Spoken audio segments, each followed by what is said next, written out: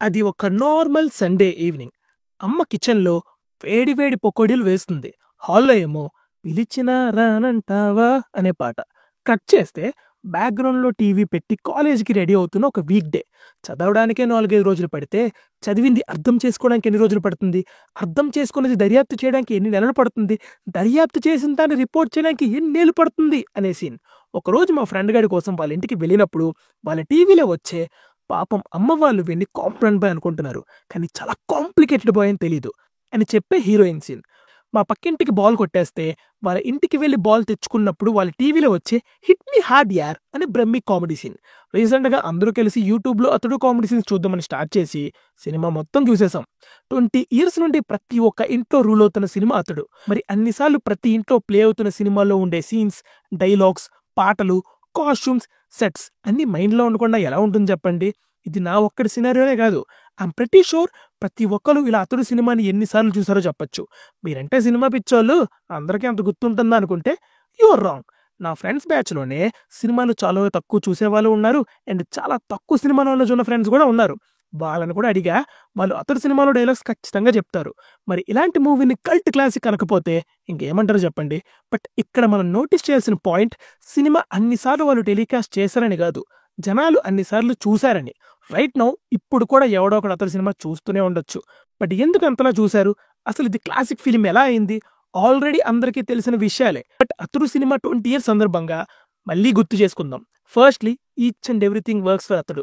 Starting from the first shot till the end shot. Even the titles ఆ green మీద black ఫాంట్‌తో రావడం is still in my mind. And locations and టైమ్‌ని ఒక green type writing font లాగా చూపిస్తూ ఉంటారు. ఇలా చిన్న చిన్నవి కూడా మనల్ని చాలా ఇంప్రెస్ చేస్తాయి. ఇక మూవీ క్యారెక్టర్స్ గానీ, మ్యూజిక్ గానీ, స్క్రీన్ ప్లే గానీ, dialogues, comedy, action everything works beautifully. Seriously ఒక క్రాఫ్ట్‌కి కూడా పేరు పెట్టడానికి స్కోపే ఇవ్వలేదు మన గురూజీ. అదే కదా డైరెక్షన్ అంటే. అన్ని క్రాఫ్ట్స్‌ని కరెక్ట్‌గా యుటిలైజ్ చేసి అది స్క్రీన్ మీద తీసుకురాగలగాలి.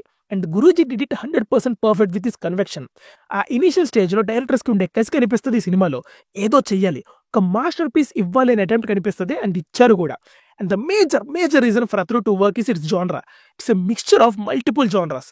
మీరు చూస్తే వరల్డ్‌లోనే top 4 genres are action, comedy, drama, thriller ఇవన్నీ ఉంటాయి. ఆ 4 కలిపి ఉన్న సినిమా అతడు. అందుకనే 'అతడు' అనే సినిమా ప్రతి ఇంట్లోకి వెళ్ళింది.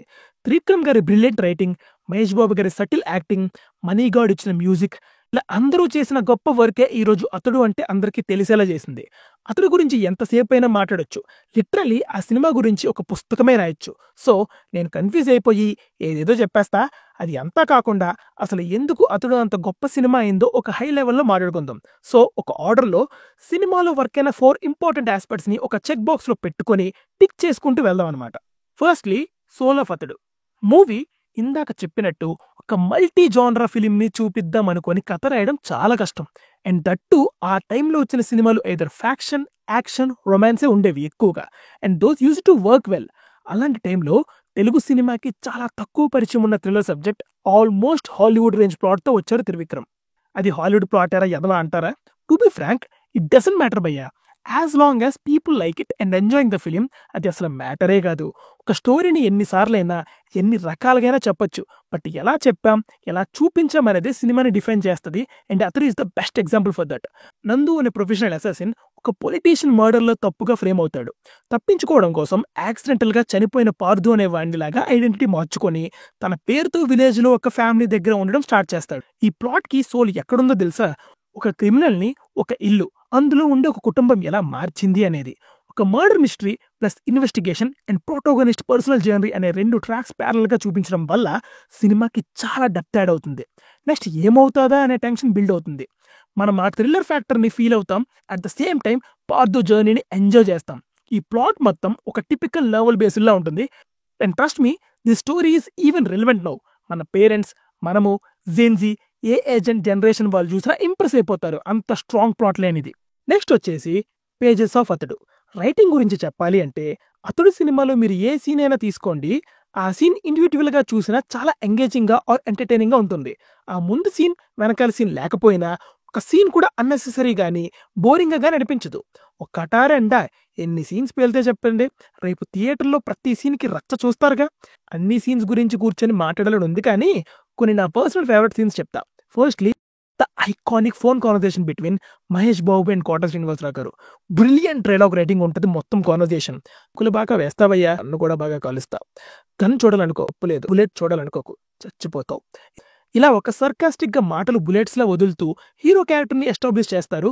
బ్రిలియంట్ రైటింగ్ అంతే. ఇంకో గ్రేట్ సీన్, పూజారికి డబ్బులు ఇచ్చాక Nandu confessing is not Pardhu to Sunil అంతా చెప్పి, హనుమంతుడి కన్నా నమ్మకమైన వాళ్ళు రాముడికి ఎవరుంటారు చెప్పు అని అంటాడు. అంతే, చచ్చినా చెప్పడం అర్థమైపోతుంది మనకి. ఇంకా పొలం సీన్ అయితే నిజం చెప్తున్నా, నాకు ఈ రోజు కూడా ఏదైనా ఫిల్మ్స్ చూసినా పొలం చూసినా అతడు సీనే గుర్తొస్తుంది. ఇంత best scene which is the interval. అదే ఫింగర్ ప్రింట్స్ కోసం విజిటింగ్ కార్డ్ ఇచ్చే సీన్. ఆ సీన్ లో బిల్డ్ అయ్యే టెన్షన్ ఉంటది భయ్యా. వాళ్ళు పౌడర్ సెటప్ చేయడం, నందు స్లోగా రావడం, దొరికిపోతాడా, ఏం చేస్తాడు, అసలు ఎలా తప్పించుకుంటాడు, ఇలా ఒక సీట్ థ్రిల్లర్ ఫీల్ తెప్పిస్తుంది ఆ సీన్. ఆ తర్వాత తెలిసిందేగా నందు తెలివిగా కార్డ్ తీసుకోవడం, అండ్ ఫైనలీ ఆ పౌడర్ ఊదుతాడు, వెనకాతల బీజిఎం. అబ్బా ఇది కథరా మాస్ అంటే. ఇంకోటి హీరో ఫీచర్స్ గురించి చెప్పేసి అల్లులా ఉంటాయి. వేటకి వెళ్ళినప్పుడు పులికలులా ఉంటాయి. డబ్బులు ఎక్కడ దాస్తారు అంటే బ్యాంక్ లో. And great setup and pay of ఉండే సీన్స్, గన్ లో గోలీ పెట్టడం, వాళ్ళ ఆఫీస్ కి బాజీరెడ్డి వాయిస్ రికార్డ్ చేసే సీన్ అయినా, గోడ పదలు కొట్టేసి పెళ్లి తర్వాత వచ్చే సునీల్ ఎమోషనల్ సీన్ అయినా, ఇలా ప్రతి సీన్ లో బ్రిలియంట్ రైటింగ్ ఉంటది. అండ్ ఈ సినిమాలో సీన్స్ లో వచ్చే డైలాగ్స్ మ్యూట్ లో పెట్టి సినిమా చూస్తే కూడా సగం మంది డైలాగ్స్ చెప్పేస్తారు. అలాంటి పవర్ ఉంది గురూజీ పెన్ కి. ఇందాక చెప్పినట్టు take any scene, the dialogues hit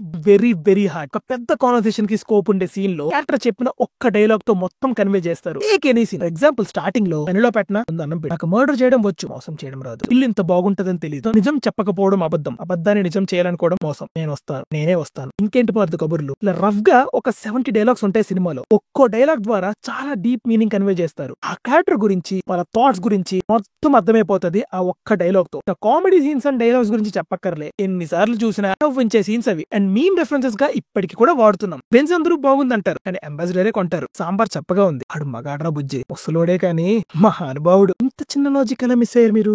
ఇలా చాలా డైలాగ్స్ ఇప్పటికీ చాలా రిలవెంట్ గా ఉంటాయి. That's what you called as a great writing అండి. Next people of Athadu. Each and every character is used wisely and ప్రతి క్యారెక్టర్ మనకి గుర్తుండిపోతుంది మైండ్ లో. Coming to Mahesh Babu as Nandu and Pardhu, సినిమానే ఈ క్యారెక్టర్ ఆర్క్ మీద బేసే ఉంటది. ఒక ప్రొఫెషనల్ కిల్లర్ లాగా సీరియస్ అండ్ కామ్ గా ఉండే క్యారెక్టర్. నాకు ఇంకా గుర్తు, ఏంట్రా మహేష్ బాబు లాగా సైలెంట్ గా ఉన్నావు, ఏం మాట్లాడవా అనేవాళ్ళు ఎవరైనా ఇంటికి వెళ్తే. అలాంటి క్యారెక్టర్ ఫస్ట్ టైం ఫ్యామిలీ దగ్గర నవ్వుతాడు, ఏమంటే ఏంటో తెలుస్తుంది, ఎమోషన్స్ తెలుస్తాయి, ఫ్యామిలీ బాండింగ్ తెలుస్తుంది. ఇలా ప్రతి స్టేజ్ లో నందు క్యారెక్టర్ తను ఫేస్ చేసే సిచ్యువేషన్స్ వల్ల ఏదో ఒకటి తెలుసుకుంటానే ఉంటాడు అండ్ మారతాడు. ఫైనల్లీ అన్ని వదిలేసి పార్దు లాగానే ఉండిపోవడానికి రెడీ అవుతాడు. ఈ క్యారెక్టర్ ఆర్క్ ఏదైతే ఉందో అదే అతడు అనే టైటిల్ ని జస్టిఫై చేస్తుంది. ప్రకాష్ రాజ్ ఆంజనేయ ప్రసాద్. ప్రకాష్ రాజ్ యాక్టింగ్ గురించి చెప్పక్కర్లేదు, ఏ క్యారెక్టర్ ఇచ్చినా కూడా అందులో ఒదిగిపోతారు ఆయన. అలాగే ఈ సిబిఐ ఆఫీసర్ అనే క్యారెక్టర్ లో కూడా ఇంటెలిజెంట్ గా, సీరియస్ గా, సమ్ టైమ్స్ ఫన్నీగా ఉంటూ ఎవరికి నిజం తెలుసుకున్నాక అందుని వదిలేయడమే కరెక్ట్ అనే క్యారెక్టర్ ఆర్క్ చాలా బాగా రాసుకున్నారు అనిపిస్తుంది. Nassar as Satyanarayana Murthy, one of the major characters in the film. నిజంగా ఒక మనవడికి అవసరమైన తాతలాగా చెప్పకుండానే చెప్తూ, ప్రేమ చూపించకుండానే చూపిస్తూ, క్యారెక్టరైజేషన్ అండ్ ఫైనల్ గా కూడా జ్ఞాపకాలు చాలు అనుకునే కంప్లీట్ క్లారిటీ ఉండే క్యారెక్టర్. ఇంకా ఇలా చాలా క్యారెక్టర్స్ ఉంటాయి, ఈ క్యారెక్టర్ గుర్తుంటది. అంతెందుకు, ఆఖరికి ఒక సీన్ లో ఉండే ఎంఎస్ నారాయణ గారు కూడా గుర్తుంటారు, అలాగే విశ్వనాథ్ గారిది కూడా గుర్తుంటుంది. ఇలా ఎన్ని క్యారెక్టర్స్ మన మైండ్ లో గుర్తుండేలా చేశారంటే ఇంత కన్విక్షన్ తో ప్రతి క్యారెక్టర్ రాసుకొని ఉంటారో అర్థం చేసుకోవచ్చు. And finally last not least, sound of అతడు. మ్యూజిక్ విషయానికి వస్తే మనీ గాడ్, నిజంగానే గాడ్ మోడే. ఏ మ్యూజిక్ పయ్యా అసలు. ఇప్పటి వరకు చెప్పిన విషయాలకి 100% సాటిస్ఫై అయిపోతాం ఫిల్మ్ కి, కానీ ఈ మ్యూజిక్ ఆ సాటిస్ఫాక్షన్ ని డబుల్ చేస్తుంది. చిన్నవి కూడా. ఫర్ ఎగ్జాంపుల్ పార్త్ ఇంటికి వచ్చినప్పుడు వచ్చే స్మాల్ గిటార్ సౌండ్ కానీ, ఫ్యామిలీ ఎమోషన్ సీన్స్ లో బీజిఎం, పూజారికి హెల్ప్ చేస్తున్నప్పుడు వచ్చే బీజిఎం, ఇలా చిన్నవి కూడా చాలా ఇంపాక్ట్ క్రియేట్ చేస్తాయి. ఇంకా రీసెంట్ గా రిలీజ్ అయిన ఓస్టి వినండి, అసలు బ్రిలియంట్ సౌండ్ అంతే. కార్డు ఊదినప్పుడు వచ్చే బీజిఎం, రాజిరెడ్డి వాయిస్ రికార్డ్ చేసినప్పుడు బీజిఎం కానీ అసలు మ్యాడ్ స్టఫ్ అసలు. అండ్ ఆ సౌండ్ డిజైన్ కూడా ఆ టైం కి చాలా అడ్వాన్స్డ్ గా అనిపిస్తుంది. నాకు బాగా గుర్తు, ఆ పొలం ఫైట్ సీన్ నా కంప్యూటర్ లో పెట్టుకుని స్పీకర్స్ అండ్ బూఫర్ లో సౌండ్ సెట్ చేసుకుని చూస్తే మా ఇంట్లో గ్లాస్ షెల్ఫ్ జూగే ఆ sound. Singing and lyrical value గురించి ఎంత చెప్పినా తక్కువే. అదరకు బదులే చెప్పేటి song sung and written by Vishwa garu. ఈ సాంగ్ అయితే ఇప్పటికీ టైటిల్ ట్రాక్ విని స్లో మోషన్ లో నడుచుకుంటూ మహేష్ బాబు లో ఫీల్ అవుతారు అబ్బాయిలు. జిమ్ ప్లే లిస్ట్ లో ఉండే కామన్ సాంగ్. ఈ సాంగ్ లిరిక్స్ తో హీరో క్యారెక్టర్ గురించి మొత్తం ఎక్స్ప్లెయిన్ చేస్తారు. మిగతా 5 పాటలు రాసిన సీతారామ శాస్త్రి గారు. ఆయన గురించి ఏం చెప్తాం చెప్పండి, ఆయన గురించి ఎంత చెప్పినా తక్కువే. ఆయన్ని వ్యాలిడేట్ చేయడం కాదు కానీ అసలు ఒక్కొక్క పాట ఒక్కొక్క ఆనిముత్యం. మళ్ళీ పాట అంటే ఏదో పాట రాయాలన్నట్టు కాదు, ప్రతి పాట చాలా చాలా అర్థవంతంగా అచ్చమైన తెలుగులో సినిమా స్టోరీతో సిచ్యువేషన్ తో లింక్ అయ్యేలా రాశారు ఆయన పాటలన్నీ కూడా. మన పిల్లగాలి అల్లరి, అవును నిజం, పిలిచినా రానంటావా, అబ్బో చాట్ బర్స్టర్స్ అంతే ఈ సాంగ్స్ అంతా. వాటి పాటలు ఇప్పటికీ కూడా ఒక్కొక్క సాంగ్ కి ఎడిట్స్ చేస్తున్నారు ఇన్స్టాంట్ ట్విట్టర్ లో. అంటే అవి ఎంత ఇన్ఫ్లుయెన్స్ చేసి ఉంటాయో ఒక జనరేషన్ ఆలోచించండి. వీటినే కదా కల్ట్ క్లాసిక్లు అనేవి. సో ఒక సినిమాని గుర్తు పెట్టుకున్నాము అంటే దానికి ఏదో ఒక కారణం ఉంటది. కానీ అతడు లాంటి సినిమాకి ఒక్క రీజన్ కాదు, 100 రీజన్స్ ఉంటాయి. Story, screen play, music, dialogue, characters అన్ని పర్ఫెక్ట్ గా సెట్ అవడం అనే రేర్ మూమెంట్ లో పుట్టిన సినిమా ఇది. మనమే బాగా గ్యాప్ వచ్చేసింది అతడు చూశాను అనుకొని పెట్టుకుని మరి చూస్తాం. సరే, ఇక టీవీలో వేస్తే మన రిమోట్ కి రెస్ట్ దొరికినట్టే. అతడు ఖచ్చితంగా జస్ట్ ఒక సినిమా అయితే కాదు, ఇంతకు మించి మన లైఫ్ లో ఒక స్ట్రాంగ్ మెమరీగా ఉండిపోయే విజువల్. ఇమాజిన్ 20 years లో 1500 టెలికాస్ట్ తో రికార్డ్ చేసింది అంటే మాటల. చిన్న క్యాలిక్యులేషన్ చేద్దాం. సినిమా వచ్చి 20 years అవుతుంది ఈ ఆగస్ట్ తో. అంటే 75 times, ఇంతకీ అరౌండ్ 6 times. అంటే అప్రాక్సిమేట్లీ ప్రతి 5 days కి అతడు సినిమా గత 20 ఏళ్ళ నుండి ప్లే అవుతుంది. నాట్ ఏ నార్మల్ థింగ్ అండి ఇది. అండ్ అదే మనం నెక్స్ట్ 20 years తర్వాత కూడా మాట్లాడుకుంటాం. అండ్ ఇదే కంటిన్యూ అవుతానే ఉంటది. ఫైనల్ గా Athadu is and will always be the most successful movie in the history of television. Period. అంతే. కంటెంట్ నచ్చితే please subscribe to movies for you. By.